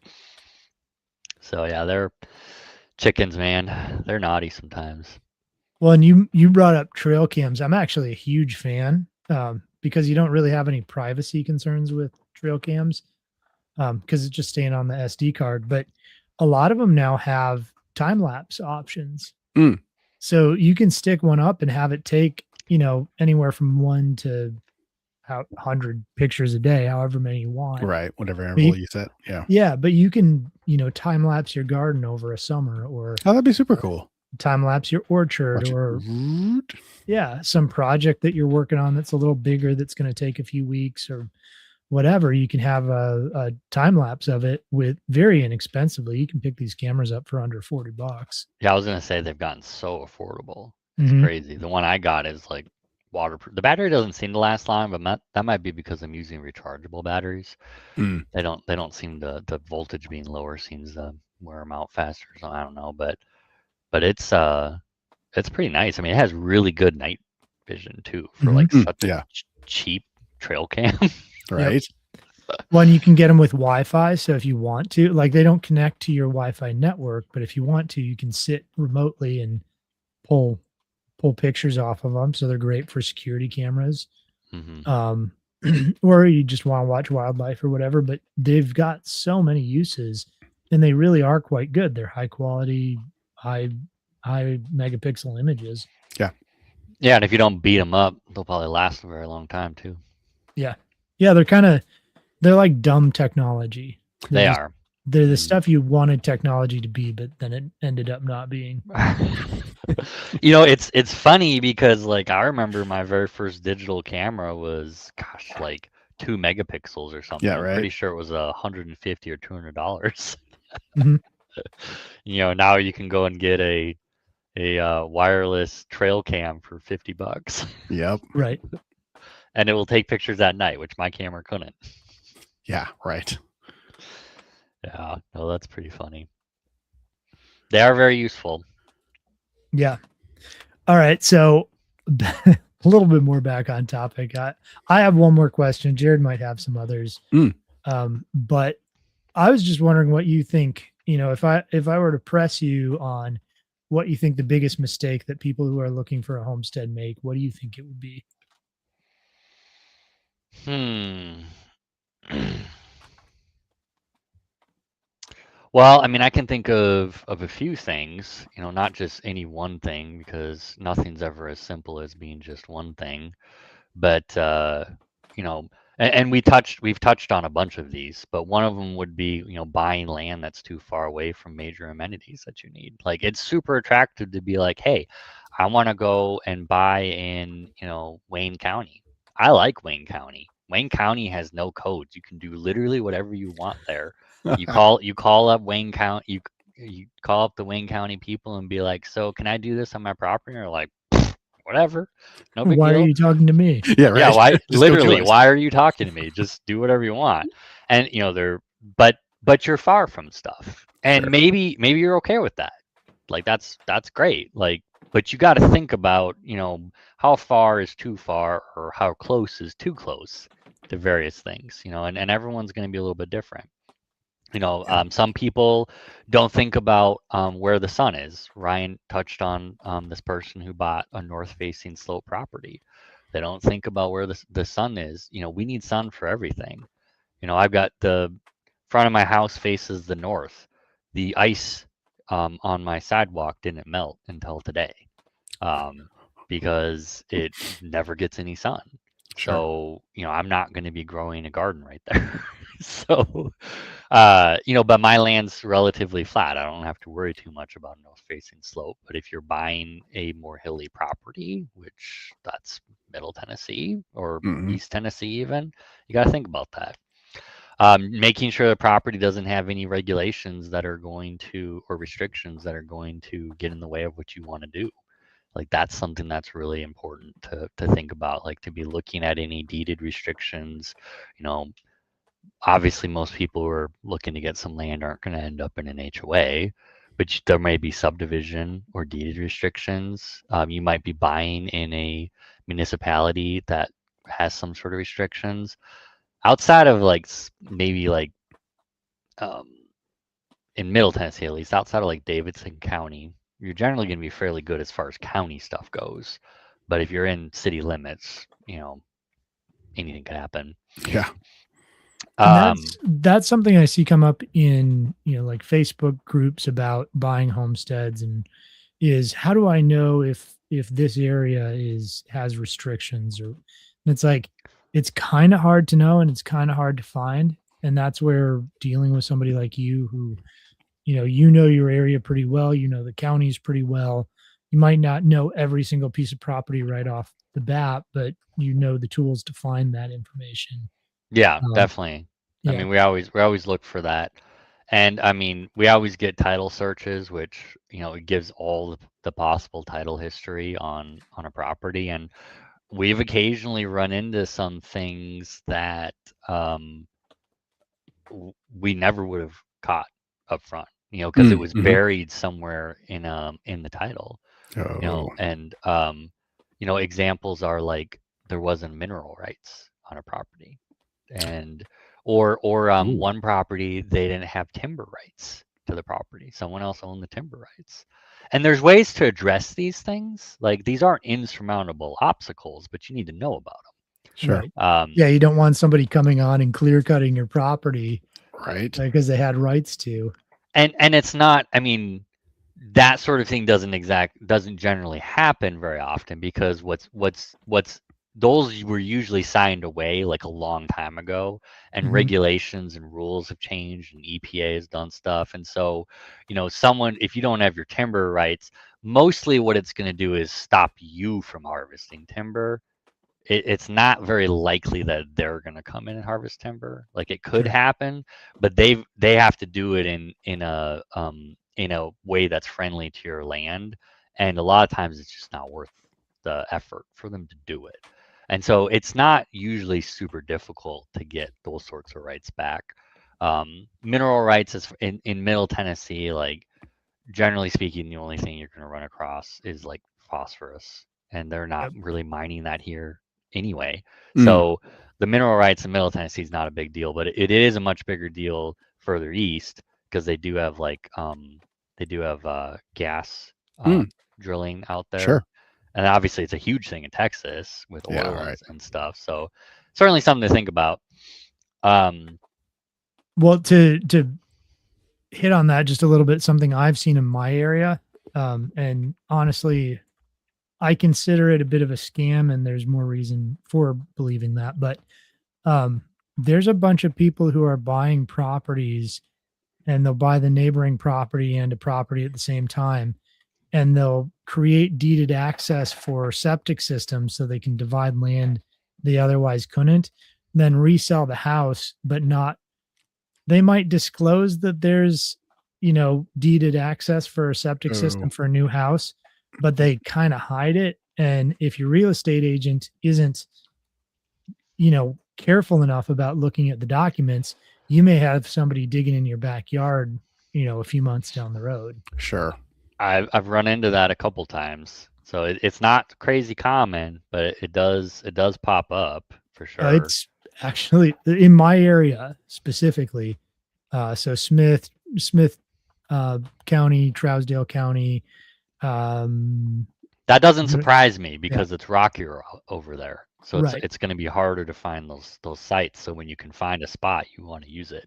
Yeah, but I've seen it pop up. One of my neighbors had it happen. I know several other people who've, thought they were buying this property that they could use all of, and a huge chunk of it was actually designated for somebody else's septic system, and now they can't touch it. Yeah, I sold a property, and the person who bought it, their septic was on the neighbor's land, and the neighbor, I don't know how long he'd owned the property, but forever. I think he was a little irked by it, because he couldn't ever do anything with that. Like his Sure. cows could graze over it, but that Yeah. was about it. Right. And their entire septic was on his property. Like, Yeah. and here's some land that I can never really do much with. So it's definitely something to think about. Like I said, I don't see it a ton in Middle Tennessee. It does pop up occasionally. I don't see it a ton. But I could definitely see it being more common in Eastern Tennessee for sure, Yep. just because of the topography. So we've got a question for you from the audience here. Are there any areas in Middle Tennessee to steer away from? I would stay out of Davidson County personally. Yeah. It wouldn't surprise me if they up taxes another 50% in the next 5 years. Doubling it in the last 5 was not enough. It's just, unfortunately, it's a mismanaged county. Yeah. It's very sad. They have a lot of good things going for them, but I mean, just this whole debacle with NES. I was talking to a lady who owns some rentals in Davidson right now, and her rentals don't have power still. Oh my Like, gosh. this long later, and she shared that they're running into issues with the permitting, because the city won't let them fix their meters unless they get it inspected, And the codes inspectors are always backed up, but they're especially backed up now. Yes. And they won't let the power company hook up the power until the codes have inspected it. Well, here's the thing. They require that a licensed electrician fixes the meter anyway. And Mhm. so if you can get a licensed electrician who's insured and who's putting their license on the line saying, hey, this is good, willing to write off on the permit, surely Right. you can waive the inspection until like you get down to it later down the road, and you can just tell the electrician, well, if we flag anything, you got to come back and fix it. I don't. There seems like there could be better ways to do it, but I don't know. Just crazy mismanagement in my mind. But it's Davidson County. Just because it's a metropolitan county, you're gonna have a lot of restrictions and issues. Your taxes are gonna be a lot higher. I mean, there are actually like decent land properties for sale there in certain areas, but it's just, I just think that it would not be a great long-term purchase if you're looking to do homesteading. And then the only other spot that I would say to really stay away from is Western Murray County, because that's where the huge Monsanto site was. Oh, And yes. so they set up there eons ago, and they were doing, scuttlebutt is that they were doing chemical warfare stuff from World War II and the Cold War. And they basically, the EPA was formed, and Monsanto was just like, here, Tennessee, you can have this land. We don't want anything to do with it. And so Tennessee has been supposedly cleaning it up, and then they ended up saying that a little bit of the land, a fair amount of the land actually, was safe for residential use now, and so some of it's on the market. So yeah, there's a bunch of land over there. If you see anything on the map and it says trailing pond number 3, you want to stay away from those things. Or there's a Monsanto lake over there actually. Yes. Yeah. So that whole section is just, it's a bit concerning to me, just because we don't know exactly what went on there. I can't 100% blame Monsanto for everything because, the government gave them contracts and said, hey, make us like mustard gas over here. Well, of course they're going to make it. The government said do it, Right.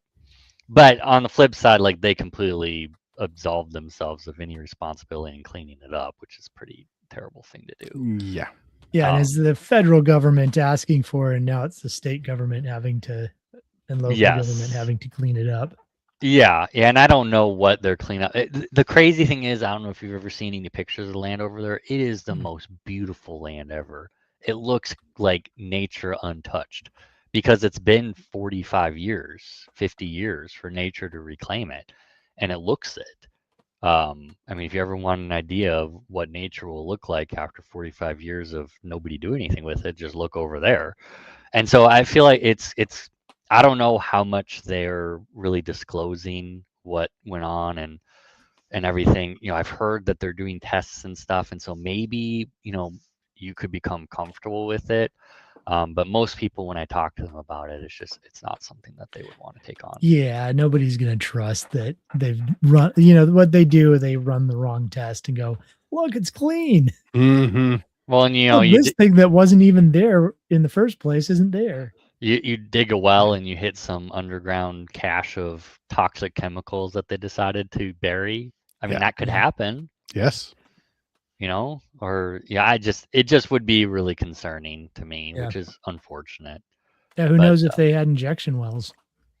I'm sure that they did. They probably did. They're like, we need to get rid of this stuff. We can't dump it on the ground, so let's put it in a hole. Yep.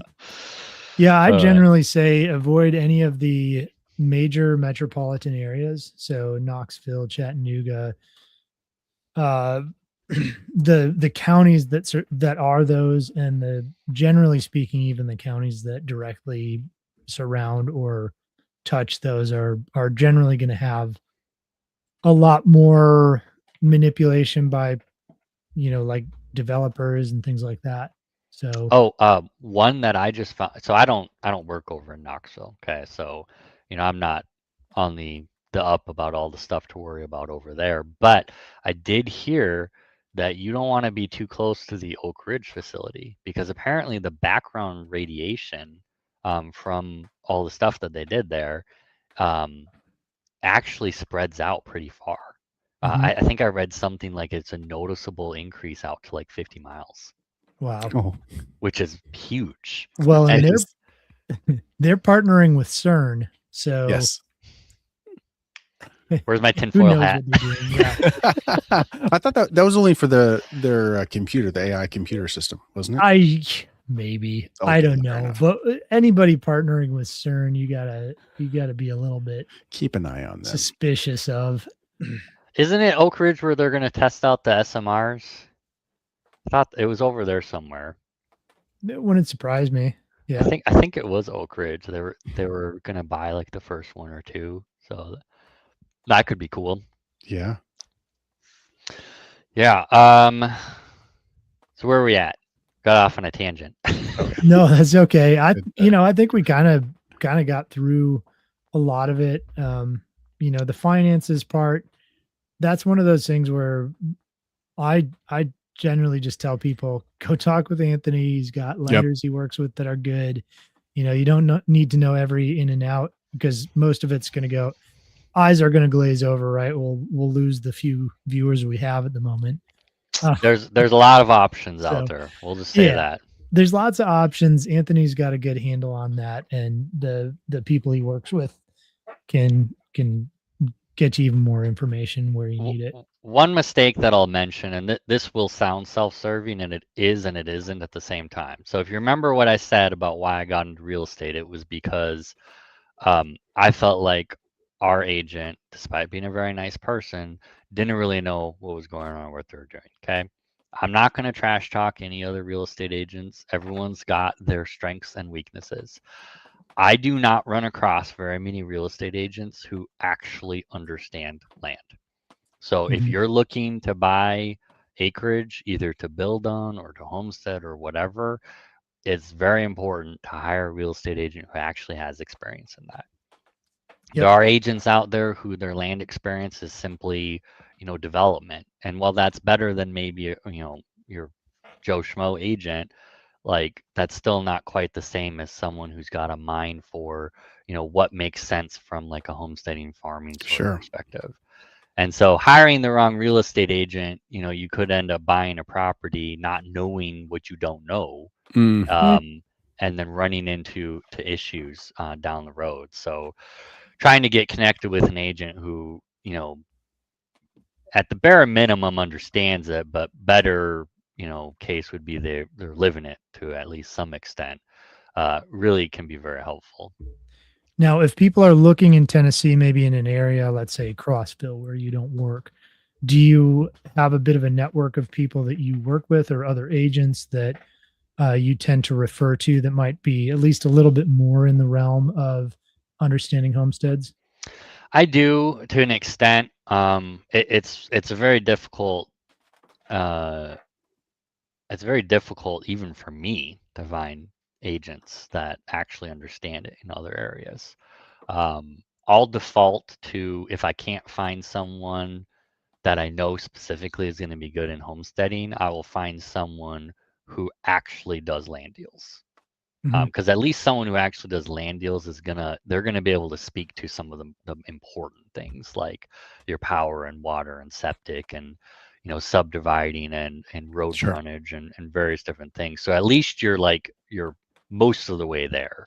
Um, you know, and then I'm always happy to talk with people, even if they're not necessarily buying in this area, talk with people. And then, Ryan does homestead consulting. He's great to talk to as well with properties. So, but yeah, I do have some different people in different areas. It is difficult to find someone who's both knowledgeable in that area and also an actual good agent. Mhm.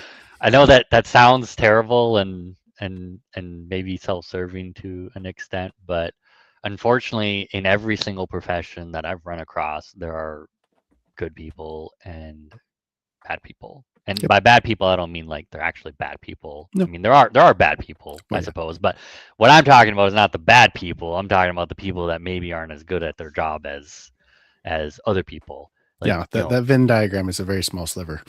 yes, unfortunately. And it's in every field. Like, I've run Yes. across the worst possible lawyers you'd ever meet.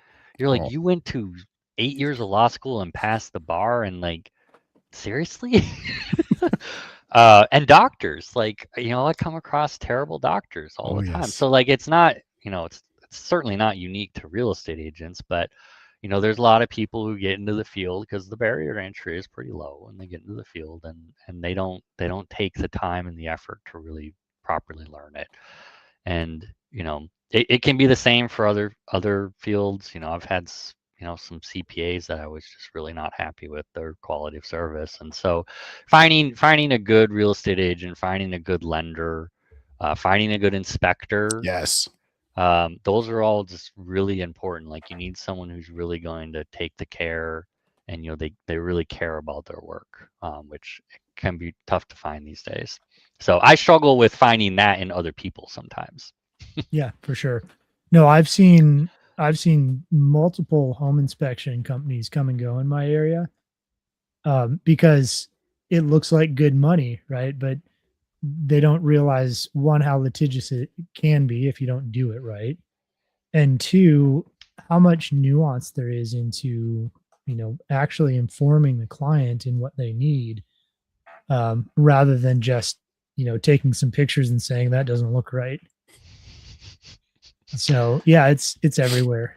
There's way too much to learn there, really. Mhm.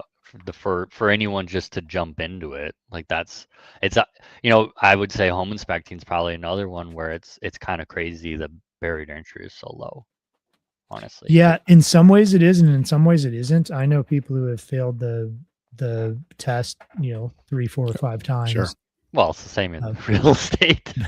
We have a test. Fair. A lot of people fail that too, but you just keep taking it. Yeah, I think the problem with home inspection is you really need to work with or ride with somebody who knows it and understands it for quite a while before you're really qualified. Even if you know and understand how homes are built, Mm. knowing how to report it, knowing how to follow the standards of practice, knowing how to put it together in a way that actually makes sense to a client is really hard. So that's an art in and of itself, and it takes a long time to learn. Speaking as a real estate agent, I'm not an inspector, but I've read a lot of inspection reports. It drives me absolutely bonkers when you have the inspectors call out some crazy stuff on a report and make it sound like a really big deal when it's perfectly standard for a Right. house of that age, specifically a house of that age. Yeah. I had a house once. I was the listing agent. We got it under contract, and the buyer's inspector said that the electrical was a massive fire risk. It was like don't get me wrong, it was an older electrical, but it was Yeah. like 80s, Yeah. not like crazy. Certainly there were some deficiencies there, as with anything from the 80s, but it wasn't some like huge fire risk. Yeah. It completely scared the buyers off, and they wanted Oh. a complete electrical replacement. I'm like, that's not going to happen. No, because by the 80s, you've got modern standard Romex. I mean, Jared, I can see Romex that's quite a bit older than the 80s. Oh yeah, I've got Nod cloth your head wrapped right there. Yeah. over my head. Right? Yeah, there's cloth wrapped. Yeah. So, I mean, yeah. You had 80s, standard breakers at Yeah. that time. So my dad's an electrician. Like, our electrical is about that same age, and I've pulled the panel off and had him look at stuff, and he's like, well, this and this and this and this aren't great, but Yep. it's fine. Yeah. It's working. It's fine. Yeah. So, yeah. Inspectors walk an interesting kind of fine line of, you've got the standards of practice that you have to adhere by. So Right. there's things like sometimes bathroom vents into attics. They're not great, but Oh yeah. if they've been there for 30 years being used and there's no moisture damage, I'm like, why do I have to report this? Or there's all kinds of other things, but there's there's the making sure that your client is informed, but then, we have to report the things that are considered deficiencies. And then sometimes it's, this isn't that big of a deal, but if you go to sell it, the next inspector might make a big deal out of it. So yeah, it's an interesting balance. It's a really odd mix of things, but yeah, you're right, Anthony. It could be, I think some inspectors will go about things by going, big deal, just so that if something ever happens, they don't get in trouble, or because they don't understand the system well enough. So they just, I know a lot of inspectors who don't understand electrical very well, and they'll make a bigger deal out of something than it is. Yeah. Well, and some inspectors, a lot of their experience is just on newer houses. And so when you start to get older houses, or they freak out. Yeah, or rural houses, Yeah. where maybe they are a little bit older and people just do things different. And obviously, I mean, there's risks when people DIY a lot of stuff, and you've got to, you have to assess that. I mean, wrong electrical can definitely cause fires. So I certainly don't want to diminish anything that comes up on an inspection report, but there's a difference between being like, this doesn't meet modern codes, but it's not abnormal for the age of the house. As opposed to, oh my gosh, your house is going to burn down because your electrical is 40 years old. It's going to fall down because it doesn't have joist hangers, even though it's been there for 100 years. Right. Yeah. No, the nails in the wood at this point, they've merged together. They're never fused into one. They really have. I had we had a guy come out and quote us for some foundation stuff that we needed to have done, and he said, well, we can't actually like screw into this wood, it's too hard, we got to pilot hole everything, because all of our house is sold, all the wood's oak. It's like hard aged oak, like the stuff is hard as hard can be. So well, it'll go from like, they put it in kind of green, or they used to, and so it would dry out, and as it dried out, it'd get this kind of bow in it a lot of times. So you'll get like floors and roofs and things that have these bows in them. Like, and it's, you could put 10 times the weight that's on them and they'd still be fine, but they've got a bow in them because that's how they cured. And it doesn't look nice, and insurance companies don't like it sometimes, but it doesn't mean there's necessarily something wrong with it. You just got to get under there with a steamer and a jack. I'll do it. That's right. Yep. No, old homes, like, I love them, but I mean, there's definitely things to think about. The construction was just different. I mean, our house was made to breathe. Like, if I tried to encapsulate the crawl space, I don't think it'd be a good idea. Because our house needs to breathe. So. And that was just the construction at the time. Yep. Yeah, I'm still trying to find, and I've got huge gaps in between like the walls and the old logs, and so I've got air coming up through from the crawl space. Still trying to find those all the different gaps and get them sealed properly. We have some pocket doors between our dining room and our living room. And on Saturday, I have one of those little infrared heat guns. On Saturday, our heater wasn't working properly. I need to get it serviced. So it was like 64 degrees in the house. But I took the little heat gun and I pointed it up as high as I could go under the pocket doors, and it was 45 degrees. Ooh. And I'm like, where is this cold air coming from? Because it's in between the wall, like it wasn't coming from the crawl space. So I don't know. Like, I've got some things I've got to address at some point as well, like that. But never ending, unfortunately. Yep. Yeah. Old homes, there's a certain charm and beauty and uniqueness to them, and if they're there and they're old, they've probably, they've stood the test of time in some way. So there's a benefit there, but you're always going to be doing maintenance. They have Mhm. character. That's right, character. I mean, you can't beat the character. I mean, you probably can't see it, but that door behind me is original to this house, and Aw. it's got the original hardware on it. And I found actually on Amazon, I found the keys you can buy Oh, that's to Cool. awesome. to lock the doors. And I thought that was pretty cool. But I mean, yeah, I mean, we've got so much just like original character in the house that we would like to preserve as much as possible. And you don't really get that on the new houses unless you have tons of money to spend. Yeah. Yep. Yeah, the So, hollow core doors. Yeah, right. oh gosh, don't tell me about that. Well, Jared, did you have any other questions for? No, this has been Anthony? great. I really appreciate it, Anthony. Yeah, Yeah. I really appreciate you coming on. This has been really cool to get to talk to you about, some of your adventures and what you've seen helping other people buy homesteads. Hopefully, it's been really helpful for everybody listening as well. We like to go once around the horn and just let people know where we can be found. So, Anthony, you want to start us out? Sure. So as you probably guessed, I'm Anthony Parker. My website is thislandtn.com. I see TN, I just think Tennessee. So thislandtn.com. We also have Tennessee_homestead realtor as our Instagram, and we're very active on there.